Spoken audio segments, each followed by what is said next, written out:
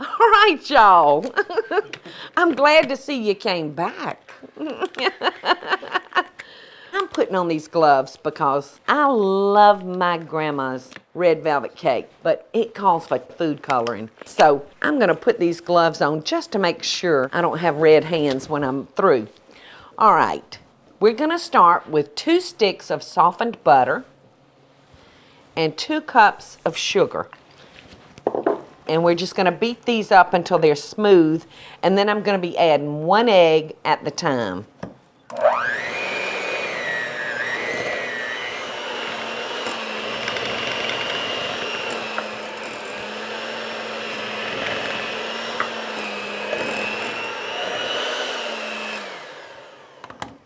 All right.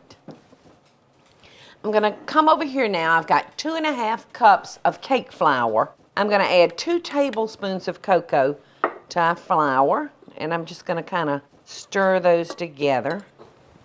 And right here I have a 1/2 teaspoon of baking soda and a tablespoon of vinegar.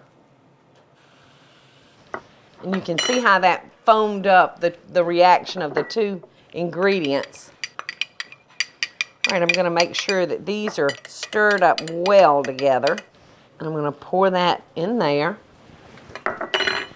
And now I'm going to start adding the flour and the cocoa alternately with the buttermilk. So this works very, very well. So here we go.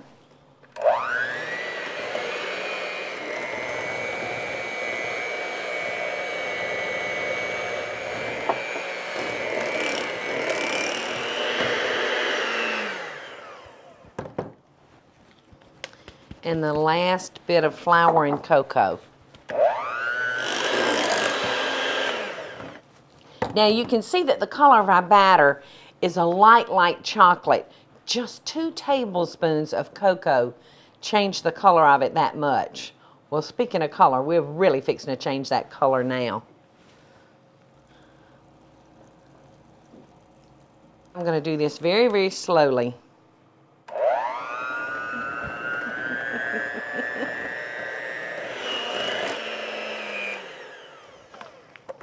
Okay, now we're ready to divide it up. Now I have found that I can do it more consistently if I use some type of measuring cup.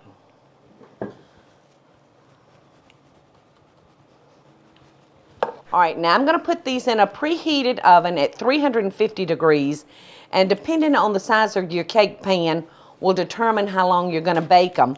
But you want to bake them until the center, if you touch the center, it springs back, or until it's ever so slightly pulling away from the side of the pan. So I've got them all ready, and we're going to put them in our oven.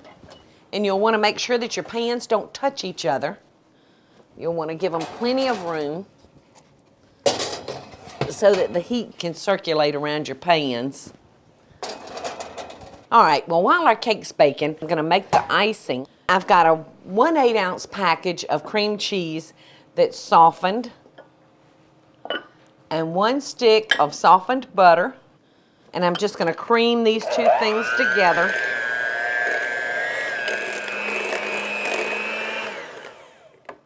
And I'm going to add some marshmallows that I just heated and melted in the microwave.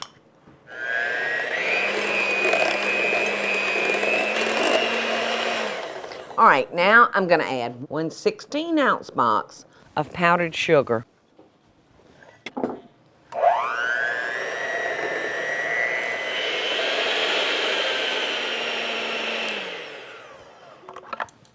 All right. Now I'm going to fold in a cup of sweetened shredded coconut and a cup of chopped pecans. This looks so yummy. All right, so we're ready to ice our cake now. And you'll want to make sure when you're making this cake and using this frosting that your cake is completely cooled. Because if you try to put this on a hot cake, it will melt the icing and you'll have a big mess. It'll go everywhere. So our cake is nice and cool. I've got my Wax paper to keep our edges clean. Now put a little dab of our frosting in the center of our cake plate because I don't want our cake to move around on us. So that will make him stick.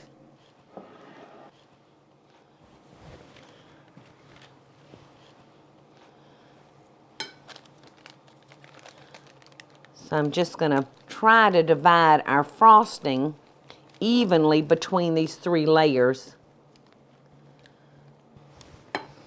All right, and then we're going to take our next layer. And if he gets to leaning, don't be afraid to get your fingers in there and straighten him back up.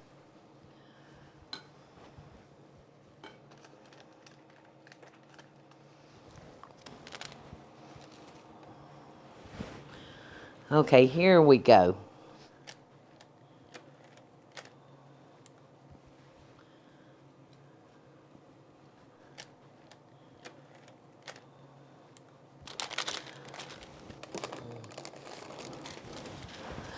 Okay, that looks so good. All right, to really give this cake a festive look at Christmas time, the touch of holly and berries make it so pretty and so festive. Not only is it beautiful, it tastes wonderful. My Grandma Paul's red velvet cake. Look how pretty that looks.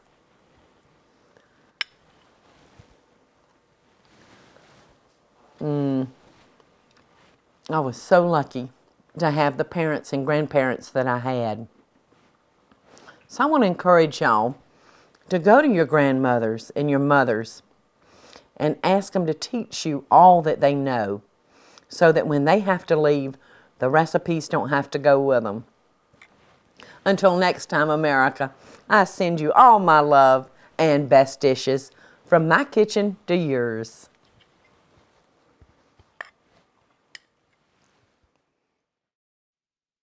Hey y'all, it's Paula Deen. Now, if you enjoyed this video, be sure to like it and click the subscribe button as well as the notification bell to be alerted when I post a video.